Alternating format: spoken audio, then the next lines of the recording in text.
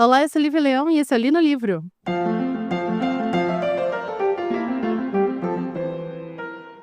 Esse aqui é um daqueles episódios que são patrocinados pelos meus amigos, né?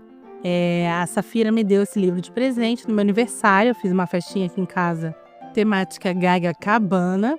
E ela já tinha me falado desse livro antes e ela me trouxe esse livro de presente. Quando eu recebi o livro, eu achei a capa muito bonita, mas eu não tinha noção do que esse livro se tratava. E também não fui procurar. Quando eu peguei ele para ler, eu falei assim, quer saber? Eu vou ler, que a Safira queria muito que eu lesse, queria muito saber minha opinião sobre ele. E eu falei assim, quer saber? Eu vou ler, eu não vou atrás de sinopse, não vou atrás de nada. Vou abrir e vou começar a ler. Quando eu comecei a ler, deu assim, 5 páginas. Eu fechei o livro e falei, tenho um gótico sulista nas mãos. E eu fiquei muito feliz. O que é um gótico sulista? Quando a gente conhece o estilo gótico, a literatura gótica, né? Que é uma literatura muito presente no século XVIII e XIX, e a gente até bem recentemente com a Abadia de Nottinger, a gente fala um pouco sobre a literatura gótica nesse episódio. É uma literatura que é muito famosa, através de nomes como Anne Radcliffe, Charles Dickens, Irmãs Brontë, aqui na América, Edgar Allan Poe e tal. O gótico, ele vai no começo não ser um estilo literário, porque não um gênero, é um estilo literário. Mas antes ele começa com uma estética que vai ter uma raiz lá na Renascença. Inclusive, no começo, chamar alguma coisa de gótico nessa época era uma ofensa, porque significava que essa estética era gótica porque era uma estética meio medieval, meio ultrapassada. E aí isso vai mudar justamente quando a gente tem essa estética indo para a literatura e fazendo muito sucesso nesse século XVIII, como eu já citei. As duas maiores características dessa estética, da estética do gótico, é que ele sempre vai ter um ambiente, a história, né? Sempre vai ter um ambiente de mistério, um ambiente de situações de medo, que podem ou não ter um fundo sobrenatural, porque o gótico não necessariamente é terror. Tanto que você tem o horror gótico, você tem o romance gótico. Como eu falei, o gótico é uma estética, ele não é um gênero de literatura. Ele é uma estética que você pode aplicar num livro, numa história, né? E ele tem como característica esse ambiente de mistério, medo, que às vezes o terror e o sobrenatural estão ali implícitos só, às vezes estão escancarados. E ele tem uma segunda característica muito forte, que é a influência, que é a pressão do passado sobre o presente daquela história, né? Então é uma história que você vai ter grandes segredos não revelados, grandes mistérios do passado, plot twists. E essa característica, ela combina muito com uma coisa que eu amo por ser uma criança da década de 90, que são as sagas familiares. Na década de 90, você tinha muito livro, muito filme que era baseado em livro, do que tinha sido escrito no final da década de 70, na década de 80, que estava virando filme. E aí, por causa disso, eu tive muito contato com histórias que eram sagas familiares. E eu adorava. Você tinha Pássaros Feridos, que passou 1 milhão de vezes no SBT, que é um livro que é baseado num livro australiano. Você tinha um que, cara, aqui assim, um degrau do iceberg de referência, que é o Flowers at the Attic, ou acho que no Brasil é Jardim dos Esquecidos, de uma autora chamada V.C. Andrews, que é uma história bizarríssima que fez muito sucesso, tem várias versões para TV, para filmes para TV desses livros, que é uma série de livros de uma família, que o pai morre, a mãe volta a morar com os pais e leva as crianças são presas no sótão da casa. É uma coisa horrorosa, mas eu adorava quando era criança essa história. Então, assim, você tem essas sagas familiares que eu cresci ouvindo, e essas sagas, elas têm um quê do gótico. Por quê? Porque combina, né? Eu não falei que essa coisa da influência do passado, grandes segredos, mistérios familiares a serem revelados, isso tem muito a ver. E aqui, já que essa coisa de saga familiar vai se encontrar com o gótico e vai formar um belíssimo casamento, a gente vai ter isso no tal do gótico sulista. Quando o sul dos Estados Unidos, ele perde a guerra civil, né, que é entre o norte e o sul, que entre outras coisas vai culminar no fim da escravidão dos Estados Unidos, uma escravidão que era a base da economia sulista, o Sul ele vai passar por sérios problemas econômicos. E especificamente, uma queda brusca do status das famílias que eram famílias aristocratas, que eram famílias donas de plantation, famílias donas de cabeças e cabeças de pessoas, né? Tipo, as pessoas eram tratadas como gado. Elas eram propriedade desses senhores. A gente vê isso em O Vento Levou, por exemplo, né? A queda da família da Scarlett O'Hara, dos O'Hara, até que ela se reestrutura numa nova América. Então, ela é uma personagem que tem uma adaptabilidade muito grande. E a gente vê isso nessa saga da Scarlett O'Hara, né? Já que a gente tá falando de saga. E esses problemas sulistas, ele vai gerar um povo muito racista, né? O apartheid norte-americano acontece no Sul. A gente tem as leis Jim Crow no Sul dos Estados Unidos. É uma galera que ele tem asco do que a gente chama de mundo exterior, que seriam os nortistas. Essa coisa do tipo, fulana é Yankee, porque fulana veio do norte. É um povo amargo. E é um povo que já tinha uma influência cultural e religiosa dos escravos. Então, eles têm uma influência cultural e religiosa, por exemplo, do voodoo, né? Então, é um mundo que é um mundo devastado, amargo, rancoroso e com muitas lendas. Isso é um prato cheio para um cara que eu nunca li nada nele, mas eu tenho um livro dele que todo mês, quando eu paro para planejar ler no livro, eu olho para esse livro e penso, será que é dessa vez que eu vou ler isso aqui? Chamado William Faulkner, que escreveu O Sonho e a Fúria, que se você está aqui no livro há muito tempo, você sabe que é um livro que eu sempre quis ler, mas eu tenho muito medo de ler, porque é considerado um dos livros mais difíceis da história da literatura. Se você digitar livros difíceis, top 10 livros difíceis da história da literatura, O Sonho e a Fúria vai estar lá, tipo assim, segundo, terceiro lugar. Então eu tenho esse livro, o plot dele é um plot muito interessante, eu gosto muito, que também é saga de família, mas ao mesmo tempo eu tenho muito medo de ler e me achar burra. Então eu nunca li O Sonho e a Fúria. Mas eu tenho uma edição belíssima que, se Deus quiser, um dia eu vou ler, nem que seja o último livro que eu ler na vida. William Faulkner vai ter vários livros que a gente vai poder, então, citá-los como gótico sulista. Aliás, é por causa dos livros do William Faulkner que esta expressão é cunhada, não de uma maneira legal, tá? No começo ela é cunhada, lá como o gótico foi cunhado, como sendo uma expressão de desdém, no começo ela também é cunhada desse jeito, mas depois a gente tem o gótico sulista se estabelecendo realmente como um estilo literário. E aí você tem outros livros que são góticos sulistas que são, para mim, livros fantásticos. Exemplo máximo de todos, To Kill a Mockingbird, O Sol é para Todos, da Harper Lee, que eu rasgo elogios, é um gótico sulista. A Sangue Frio, do Truman Capote, gótico sulista.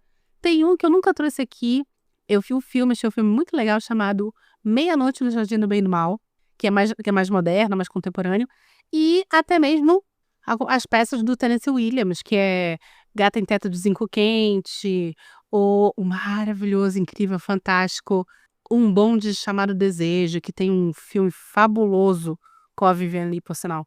Isso é o que eu chamo de...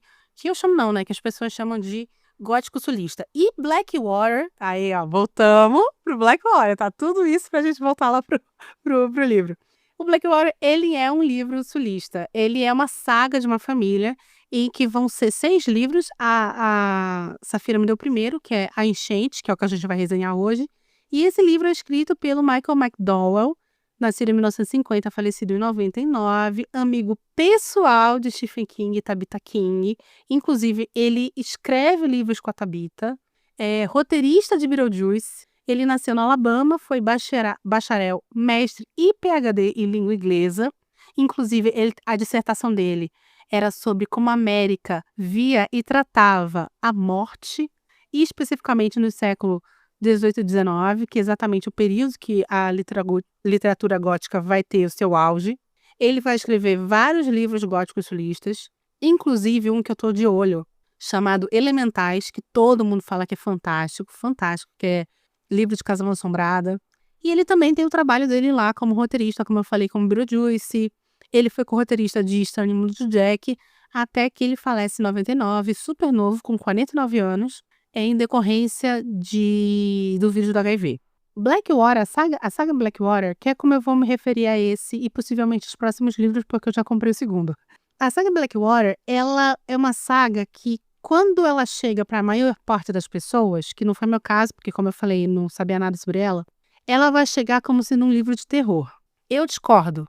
E eu acho que esse é o grande problema que as pessoas têm com esse livro, porque a maioria das vezes que eu vi pessoas falando sobre essa saga durante a minha pesquisa, as pessoas falam que era um livro de terror fraco. Não é um livro de terror para mim. Eu acredito que essas pessoas tenham se enganado exatamente porque ele é vendido como livro de terror e, segundo, porque esse estilo muito específico que a gente conseguiu desenhar aqui, que é o gótico sulista, é algo muito específico. Você não tem, por exemplo, venham ler To Kill a Mockingbird, esse grande clássico sulista, entendeu? Você não tem isso. Então eu acho que se as pessoas conseguissem perceber que, na verdade, esse aqui é um livro de romance, é uma saga de familiar, é um romance de saga familiar com estilo gótico, aí talvez elas comprassem melhor esse livro. Eu gostei bastante. Eu acho que tem 2 cenas que são totalmente dispensáveis. É um livro curto, né, que é o primeiro, que é Enchente. Tem 2 cenas que são totalmente dispensáveis, porque a escrita do Michael é uma escrita de saga clássica. É a história de um rapaz, que é o Oscar, que é de uma família riquíssima, de uma cidade chamada Perdido, no Alabama, 1919. Houve uma enchente, a cidade está toda embaixo d'água. É uma cidade que tem resquícios ainda da escravidão, né? A escravidão nos Estados Unidos, ela ocorre em 1865, 1864, não vou lembrar.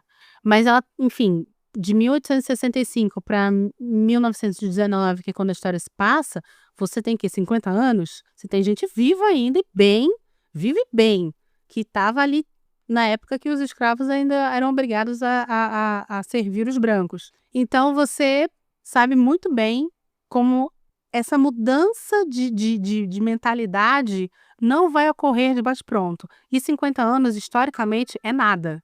Aí a gente vai ter esse cara que é o Oscar, que é o filho dessa família, e ele tá no prólogo, ele tá no barco com o seu serviçal, que obviamente é um homem negro, e eles estão ali andando pelo que seriam os escombros da cidade. Então você tem prédios, o maior prédio da cidade tem 4 andares, é uma cidade pequenininha, e aí você tem esses prédios de 4 andares, assim, cheios até o 3º andar, quando eles descobrem uma moça no hotel dessa cidade, pulando a janela, né, desse hotel. Eles descobrem lá dentro do quarto essa moça, e ela fala assim: me esqueceram no hotel, eu tô aqui há 4 dias, né, esperando alguém vir me resgatar, não comi, não bebi nada, tô passando mal, preciso de ajuda. E eles resgatam ela, uma moça muito bonita, uma moça de cabelos ruivos. Não existe ninguém de cabelos ruivos nessa cidade.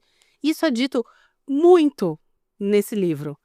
Eu agora vi uma resenha de um cara falando assim: isso quase não é dito. Gente, ele não lê esse livro direito, porque é infinitamente dito como os cabelos delas é um cabelo muito diferente, a cor do cabelo dela lembra a lama do rio, a cor da lama do rio.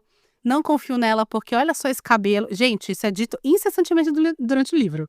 Eu não sei porque ele falou que só jogaram isso uma vez e acabou. Enfim. E, obviamente, ela, como uma menina muito bonita, vai atrair a atenção do Oscar, que é esse cara. O nome dessa moça é Eleanor. Ela vai falar pra ele que ela é uma professora de uma outra cidadezinha do sul, que veio para conseguir um emprego em Perdida, porque tinha ouvido falar que tinha uma vaga. E, coincidentemente, a enchente levou justamente a valise dela, que tinha todos os certificados, a valise dela que tinha certidão de nascimento, documentos, dinheiro e tal, e ela estava ali à mercê. O Oscar vai resgatar ela junto com o seu serviçal, que é o Bray. E aí, até o Oscar, eles primeiro resgatam só ela, e ela fala assim: vocês podem resgatar as minhas coisas, tal. Eu tenho uma malinha, não sei o quê. E aí, o Oscar manda o Bray voltar lá, nesse quarto de hotel, que estava, mais uma vez, até o 3º andar submerso pela água, junto com o barco, para o Bray pegar as malas dela. Essa mala, com todos os documentos, ele não encontra, ele só encontra mais uma mala dela e traz. Só que antes de trazer, é muito boa essa cena, porque essa cena é o prólogo do livro. O Bray, ele não quer entrar ali de jeito nenhum. Parece que ele pressente que tem alguma coisa errada ali. Ele não quer, não quer, não quer, não quer. Mesmo depois que eles encontram a Eleanor, ele não quer voltar ali, não sei o quê. Tanto que ele tá no barco já treinando pra mentir. Fala assim, ai, não encontrei mala nenhuma, não encontrei mala nenhuma. E aí ele encontra uma das duas malas que ela fala, a outra, como eu falei, sumiu. Ele pega a mala e quando está saindo do quarto pra voltar pro barco, né? Que ele literalmente encostou o barco na janela, pulou a janela, pegou e tava voltando. Ele olha pro papel de parede e ele vê que o papel de parede tava manchado de lodo até 1,5 metro acima da cabeceira da cama. Ou seja, a água subiu 1,5 metro acima da cabeceira da cama. Como é que esta moça sobreviveu? Onde ela dormiu? E ela estava seca quando ela sobe no barco. E aqui eu vou parar, vou almoçar e aí eu vou voltar para contar para vocês o resto de A Enchente, a primeiro volume da saga Blackwater. Lembrando, esse livro é bem, bem curtinho. E, obviamente, ele vai terminar com cliffhanger. Senão, eu não teria comprado já o segundo livro. Se você não quer saber, eu te aconselho a não continuar a partir daqui, tá bom? Se você quiser saber, é só vir comigo.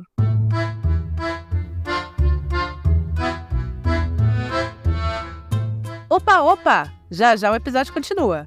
Mas antes, queria te lembrar que o Li no Livro é um podcast independente e sem patrocínio. Então, preciso da sua ajuda. Clica no botão de compartilhar e compartilhe esse episódio com seus amigos e nas suas redes sociais. Me ajuda muito. Obrigada! Pois muito que bem. Para a gente entender essa história, eu vou fazer uma descrição da árvore genealógica. Porque, como eu falei, esse livro é uma saga de uma família. A família Cascade, que é uma família dona de madeireiras lá dessa cidadezinha. Aliás, todo mundo que tem grana nessa cidade meio que é dono de madeireira. E o Oscar é o herdeiro dessa família. O Oscar que encontrou lá a Eleanor. Então, vamos conversar partindo desse princípio, tá? Para vocês entenderem sobre o que se trata, como é que vai dar o relacionamento das pessoas e tal. A gente tem a Mary Love Cascade, eu ia falar Mary Love Cascade, que é a matriarca da família.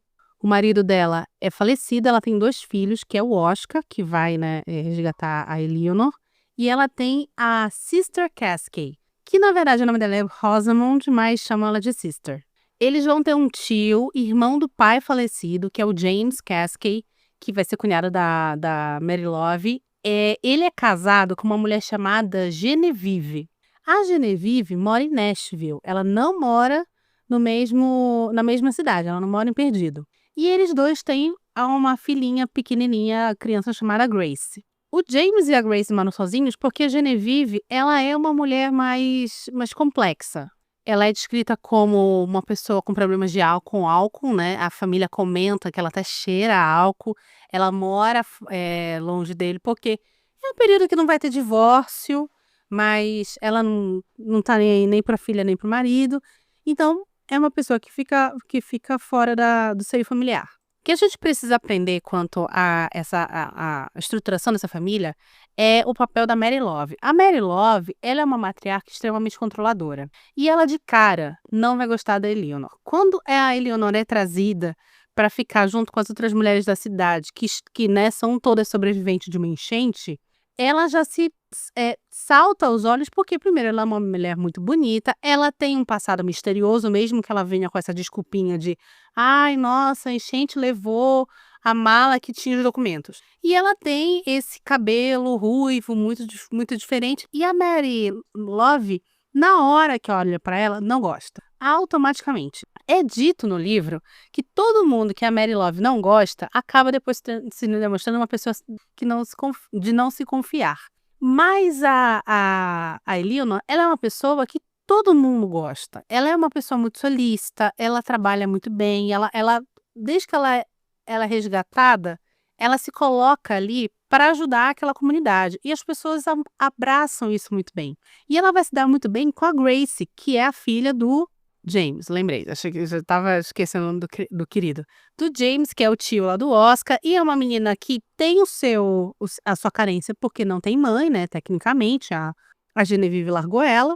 E ela, então, quando a cidade volta a ser habitável, ela se torna, então, meio que uma figura materna para Grace, a ponto de ir morar na casa do James com a Grace. Ela também consegue uma vaga como professora lá da escolinha da cidade.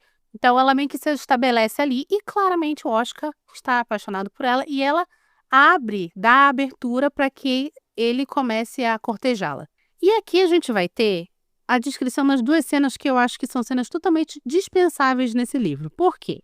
Como se não bastasse o mistério em volta da Eleanor, eu acho que o autor, que é o Michael, ele vai cometer um erro muito grande em, logo no começo da história, especificar o que a Eleanor é.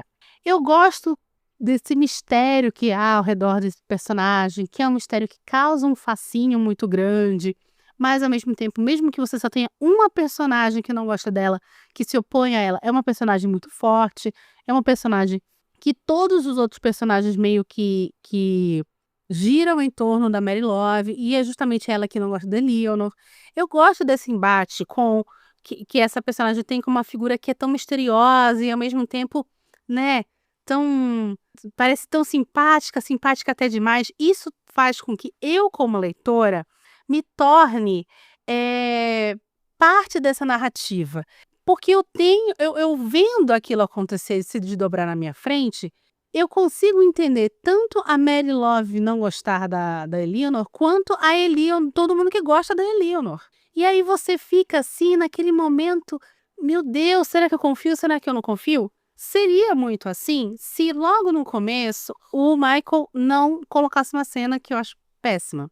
No momento que a Eleanor chega para ficar lá com as mulheres que estão na igreja, que são mulheres que foram resgatadas, né, da enchente, boa parte da cidade, acho que a cidade praticamente salvou todo mundo, porque eles conseguiram antever um pouco a enchente, inclusive as famílias muito ricas conseguiram até tirar os móveis de suas casas e tal.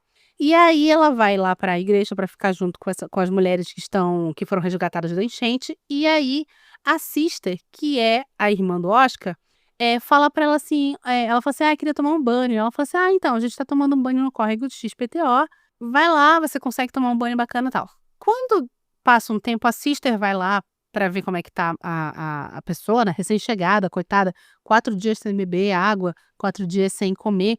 Quando ela chega, ela não encontra de cara a Eleanor. E ela fica procurando e ela vê a Eleanor submersa na água do córrego. E ela fica desesperada. Só que quando ela vai se aproximar, a Eleanor, ela não está com a... Ela se revela ser uma criatura, na verdade. Ela não tem uma... Ok, pois pronto. Vocês já assistiram aquele filme Luca, da Pixar? Que assim que ele se molha, ele vira uma criatura meio marinha. E aí quando ele sai da água, ele vira um menininho, mas que ainda tem traços que lembram ele como era uma criatura marinha. É a mesma coisa. E eu acho feio isso. Por quê? Porque você escancara ali a sobrenatural pro seu leitor. Assim, mesmo que a Sister, que é uma personagem infantilizada pela mãe, então ela parte do princípio que talvez ela tenha visto errado, mesmo assim, como é que essa mulher não vai falar nada? Como é que essa mulher, ela não toca mais nesse assunto o resto do livro inteiro? E aí eu fico assim, então por que botou isso? Pra que botou isso? Eu acho que faltou uma sutileza do autor aí. E sem falar que logo em seguida, depois que a galera consegue voltar para suas casas, começam a reconstruir a cidade, tem mais uma cena que é um menino negro, ou seja, ele é um menino de uma família que trabalha para a família Caskey, que vê a Eleanor nadando lá no rio e fala assim, dona Eleanor, não sei o que, não sei o que, não sei o que. E ela, vem nadar comigo. Aí ele falou assim, não, a correnteza desse rio é muito forte. É muito dito isso, que o rio tem uma correnteza muito forte e que no começo as pessoas ficam chocadas que a Eleanor não apenas consegue nadar, como ela consegue também remar naquele rio que tem uma correnteza absurda. E aí, de repente, ele vê que ela vai se transformando dentro do rio numa criatura que simplesmente vai lá, pega e come esse menino. E aí, aqui eu tenho outro problema com esse livro. Você tem personagens negros nele, obviamente, mas eles são sempre vistos de um modo Caricato, porque eles são vistos pelo ponto de vista dos personagens brancos. E justamente a única pessoa que a Eleanor vai matar é o menino negro. Aliás, esse é outro furo da história, porque assim como você tem a Sister vendo ela e depois fica por isso mesmo, você tem as pessoas falando que do começo que ela tá meio mole, que ela é uma pessoa meio apática, aí ela se alimenta desse menino e ela volta a ser uma pessoa assim, ela fica uma pessoa super esperta e tal. Só que depois disso não é dito se ela se alimentou de novo. Então, sabe, se fosse o autor, eu teria tirado esses 2 momentos, porque me parece que são momentos que foram jogados ao léu. "Ah, mas Lívia, são 6 livros, talvez ele vá resgatar depois no próximo". Cara, eu acho que é um tiro no pé quem faz isso, como autor, porque você tem que fazer o seu livro bastar por si. Mesmo que faça parte de uma saga, é o primeiro livro, ele tem que se bastar. E assim, passa quase 1 ano do começo do livro para o final. Então eu não acho que realmente vai valer a pena se essa é a ideia do autor, tá ligado? Eu teria tirado essas 2 cenas e eu teria feito com que nunca ficasse claro realmente o que a Eleanor é. Se ela é humana, se ela não é, se ela é uma bruxa, se ela é uma dríade, se ela é um menino do rio. Porque até quando eu vi essa cena dela comendo o menino negro, eu pensei assim, nossa, ela é um menino do rio. O menino do rio, para quem não sabe, é uma lenda amazônica que eu acho que aqui, na verdade, pro sul, pro nordeste e pro sudeste tem um outro nome. Mas bem lá no fundo da Amazônia se chama menino do rio, que é uma criatura humanoide que vive em rio, na Amazônia, e que ele gosta de...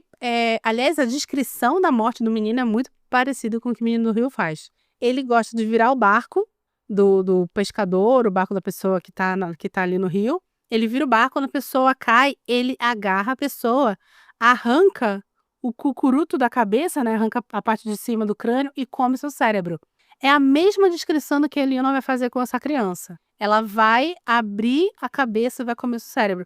Então, quando eu li isso, eu falei, caraca, a menina do rio vai desenvolver. E não é desenvolvida essa história. Então, assim, por mais que eu tenha gostado da cena em si, por ser uma cena que evoca a minha infância, não é nada que é desenvolvido na história depois. E não serve a narrativa da história. Não se procura esse menino depois. Óbvio, ele é um menino negro no Alabama do começo do século. Entendeu? Então, assim, não é desenvolvido isso depois. Então, pra mim, seria muito melhor ignorar.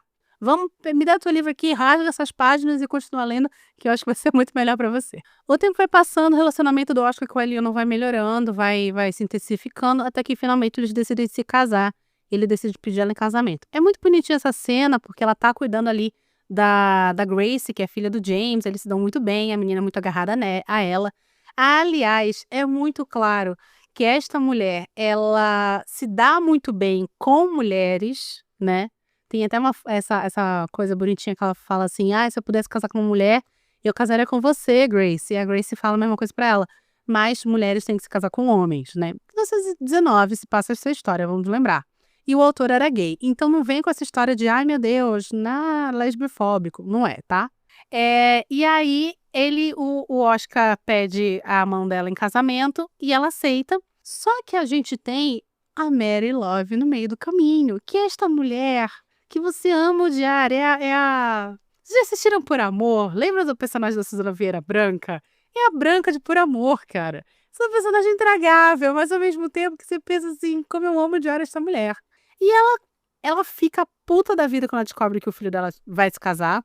E ela arma uma arapuca pra ele, ela fala pra ele assim, não, beleza, vocês vão se casar, mas vocês só vão se casar quando a casa de vocês estiverem pronta. Aí ele se olha e fala assim, não, porque a gente tava pensando em casar em tal mês. Ela, não, muito cedo, fevereiro, acho que era fevereiro. Não, muito cedo. Vocês precisam de um lugar pra morar. Onde vocês vão morar se vocês forem se casar em fevereiro? Aí ele se olha e fala assim, não, a gente tava pensando em ficar na casa do James. Não, a casa do James é muito, muito pequena. Vocês vão ficar aqui em casa, se vocês forem se casar, e a gente vai construir a casa de vocês. Ou vocês se casam depois que a casa tá pronta, que é o que eu acho melhor. Pode ser, tá, tudo bem. E o Oscar cai nessa e topa. E aí, a Eleanor só olha assim pra ele. Ele não é uma pessoa melhor que eu, né? Porque eu já só ia falar não. Quando eu fui comprar um apartamento com o André, a minha sogra veio comigo. Minha sogra era um anjo de pessoa, eu amava ela profundamente. E aí, quando a gente veio comprar o apartamento, a minha sogra veio com a gente pra ajudar, né? Minha sogra deu boa parte do valor do apartamento de presente e tal. E a gente queria, então, tipo, né, que ela participasse de todo o processo, não sei o quê. E aí tinha um que era no 7º andar, que eu não queria de jeito nenhum. Eu queria esse que é onde eu moro, que é o 15º, que é o último andar. Aí minha sogra falou: não, não é bom, porque vai ter tal coisa, vai ter tal coisa. E as pessoas ao redor começaram meio que falar: não, então não vai ser assim e tal. E aí o André abriu a boca e falou assim: então, acho melhor a gente não pegar, então, esse do 15º e tal. Aí eu lembro que eu bati a mão na mesa, olhei pro André e falei assim: vem cá falar comigo lá fora, rapidinho. E nesse tom de voz. Aí a gente saiu, aí eu falei assim: olha, eu só vou assinar se for o 15º. Eu que vou morar aqui dentro. Eu sempre morei em andar mais alto. Então quem vai decidir isso sou eu e você. Eu só vou morar aqui se for o 15º. Se não, tudo bem, a gente não assina nada e a gente vai procurar outro local. Ele: não, tudo bem, Bá. Aí quando a gente voltou, tava um silêncio na sala, aí eu sentei e falei assim: vamos ficar com o do 15º mesmo. Porque eu sou esse tipo de pessoa, gente. Eu sou uma pessoa que eu sou muito maleável, sou muito compreensiva, até a página 2. Não queira me empurrar a coisa goela abaixo. Que é o que vai acontecer com a Eleanor. A mãe do Oscar, que é a Mary Love, nunca vai mandar fazer essa cara. Porque ela não quer que o filho dela se case. E ela vai ficar enrolando, e vai ficar enrolando, e vai ficar enrolando. E aí vai passando os meses e nada deles se casarem. E a Eleanor, até agora, não sei por quê, porque não é explicado nesse livro, que é porque quer casar com o Oscar. Até que meio que ela dá um ultimato, porque a Sister vai conversar com o Oscar, que a Eleanor tá meio puta com ele, tá meio fria, distante. E ele fala que não sabe o que faz, porque caiu na arapuca da mãe, não sei o que, não sei o que, não sei o que, não sei o que. Até que a Sister meio que fala pra ele: acho que ela quer que você tome uma atitude nessa sua vida, né? Ela quer que você tome uma decisão. E tá esperando isso de você. E eu acho que até agora você não fez isso. Você tá deixando sua mãe fazer isso a nossa mãe fazer isso por você. E aí ele decide, então, casar com ela. A mãe vai viajar, ele aproveita, avisa pra todo mundo, se casam. E quando a mãe volta, eles já estão casados. E aí, então, a mãe, não tendo mais como fazer, se meter no meio do caminho, já estão casados. Ela vai, parabeniza, eles ainda saem pra lua de mel. Ela continua sendo professora, não sei o que e tal. E aí começa-se a construir a casa. Uma casa belíssima, entre a casa do James e a casa da Mary Love. Belíssima casa, não sei o que, não sei o que, não sei o que, não sei o que e tal. Mas nada deles se mudarem pra lá. Porque a casa fica pronta e a Mary Love meio que some com a chave da casa. Cadê a chave da casa? Não tá mais em canto nenhum. A Mary Love tá com ela. Então, é tudo que a Mary Love pode fazer pra não perder, entre aspas, o filho dela. Que se casou com essa mulher que ela não gosta. Claramente. E a Eleanor ali, ó, resiliente, sem falar nada. Eu já teria dado um beijo, me liga, ou não. Um beijo, nunca mais me ligue e tchau. Que eu não tenho paciência com essas coisas. É por isso que eu falo, minha sogra era um doce. Minha sogra era, tipo, a pessoa mais querida da face da terra. Até hoje eu falo com o André: ai, porque se a tua mãe tivesse aqui... Infelizmente, minha sogra já faleceu. Se tua mãe tivesse aqui, imagina ela brincando com o Manju. Se tua mãe tivesse aqui, ela ia adorar tal coisa. A gente tem uma lembrança muito gostosa da minha sogra, porque ela é uma pessoa maravilhosa. E, enfim, eu fico realmente emocionada, porque ela é realmente uma pessoa muito boa e eu sinto falta dela. Não só o meu marido, obviamente, como filho, mas eu sinto falta dela porque ela era uma figura de mãe que eu não tive. Então, no final, logo quando eu comecei a namorar com o André, a gente não era as melhores amigas, mas a gente não era inimiga, a gente só tava uma conhecendo a outra. Quando a gente se conhece e a gente percebe o bem que cada uma queria pro André, a gente se torna grandes amigas, a gente se vira pessoas que conversávamos muito, assim. Então era uma figura materna que eu não tive na minha vida. Então eu sinto muita falta dela, porque quando eu fiquei noiva do André, uma das coisas que eu pensei foi: pô, finalmente eu vou ter uma mãe carinhosa. Até que, infelizmente, ela venha a falecer. Então... sei lá porque eu falei da anatomia agora. Eu tô com saudade dela. Natal tá se aproximando, gente, é isso. Enfim, voltando pro livro. Então, eu não tive esse problema com a minha sogra. Acho que se eu tivesse tido um problema, principalmente com a figura materna de um marido ou de um namorado, eu não ficaria. Eu iria fazer outra coisa da vida, porque eu acho que é um desgaste desnecessário, que é o que a Leonor vai passar.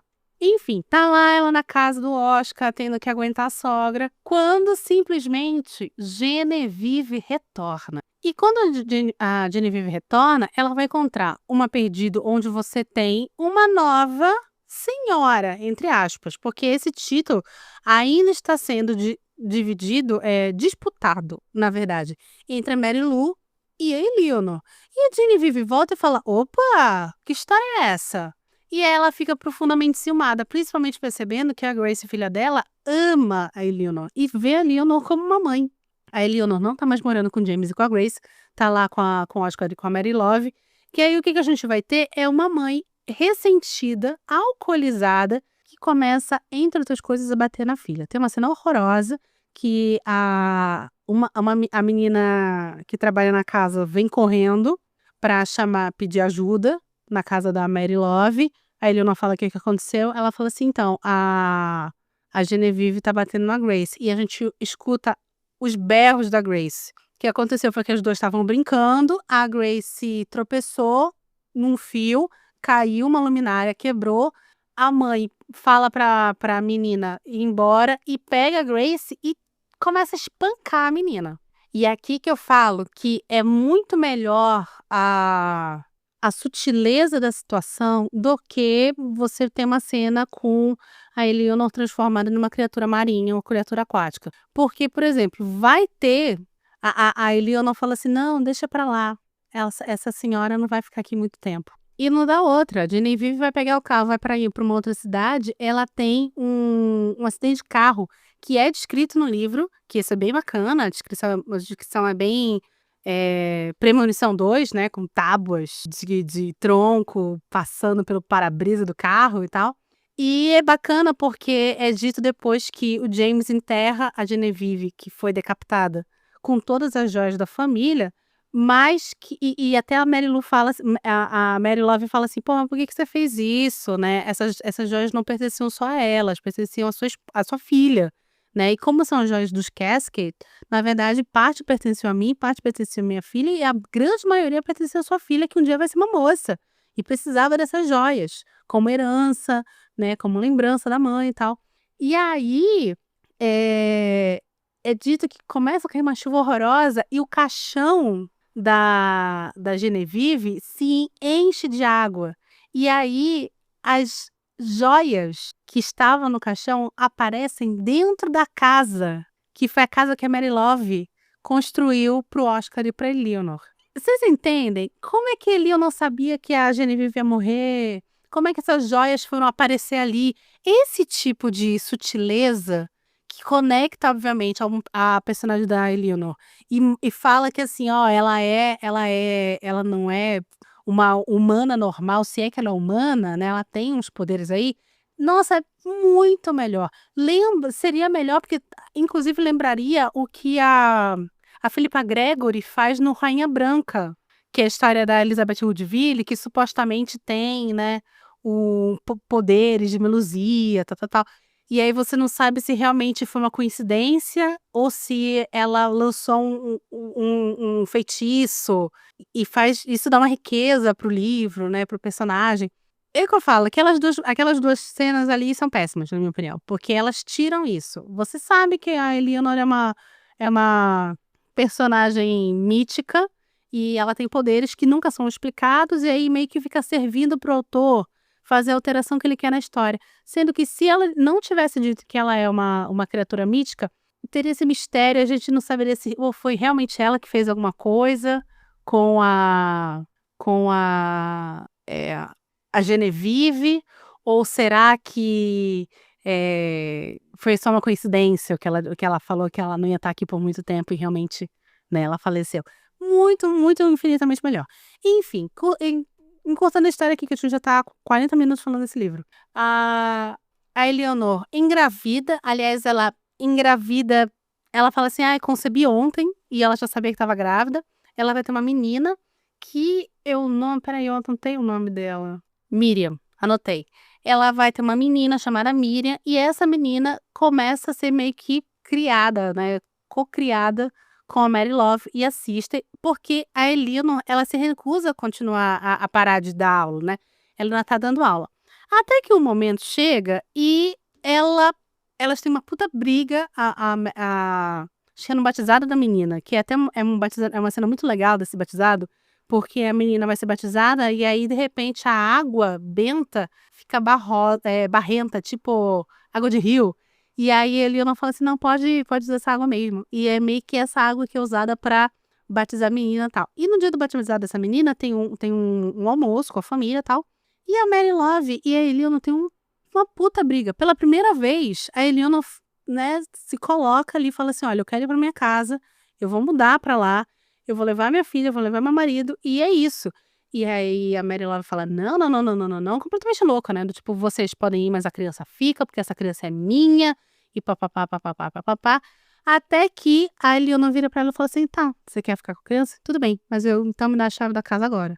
E a Mary Love dá a chave da casa. O Oscar fica em choque. Como assim? A gente vai deixar nossa filha? Mas é nossa filha, não sei o que, não sei o que. Ele realmente era um pai amoroso, gostava muito da menina.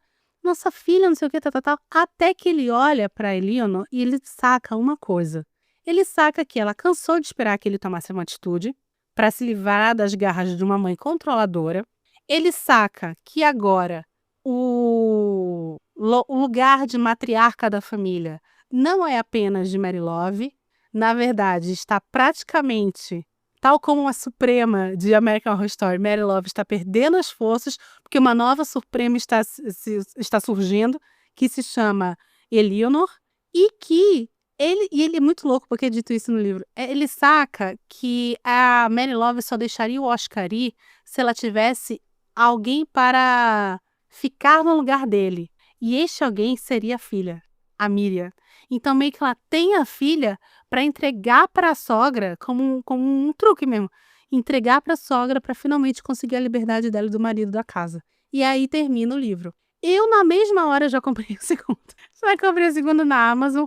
Porque, assim, são livros curtos e são 6. Então, acho que os 6 livros vão dar mais ou menos, sei lá, umas 900 páginas. Peraí, acho que esse era 200. Não, acho que vai dar mais, vai dar umas 1000 páginas. Mas mesmo assim, são histórias curtas. E pelo que eu estava vendo durante a minha pesquisa, ele é um livro que cobre anos até a morte da Eleanor. Então eu quero muito ver como é que vai acontecer. São décadas, né, que aparentemente esse personagem não vai só, obviamente, em algum momento, assumir de vez o trono de matriarca da família Cascade, mas ela muito provavelmente também vai moldar a própria cidade de Perdido. Então eu quero muito saber o que vai acontecer. Olha, gente, vocês que estão acostumados com eu falando que eu detesto saga, que eu detesto série de livros, 12, 13, 14 livros, tá aí, vamos me ver lendo uma série de 6 livros. E eu espero trazer todos aqui pro Lino Livro, tá bom? Espero que vocês gostem de terror sulista. Terror não, gótico sulista, tá certo? Se você gostou desse episódio, por favor, compartilhe com seus amigos. Estamos nos principais agregadores de podcast, agregadores pagos, agregadores gratuitos. Nos siga lá no @liviamulder no Instagram ou @linolivro no Substack, tá certo? Onde toda quarta-feira eu coloco a versão escrita desse episódio, tá? Mais resumida, obviamente, mas o que a gente está falando nesse episódio vocês vão ter lá no Substack por escrito, se você não consegue, não tá com tempo de ouvir, tá bom? Que mais? Esse mês a gente vai ter episódios todas as segundas e quintas, tá certo? Porque fiquei doente, fiquei uns dias sem fazer episódio, umas semanas sem fazer episódio, vou compartilhar vocês.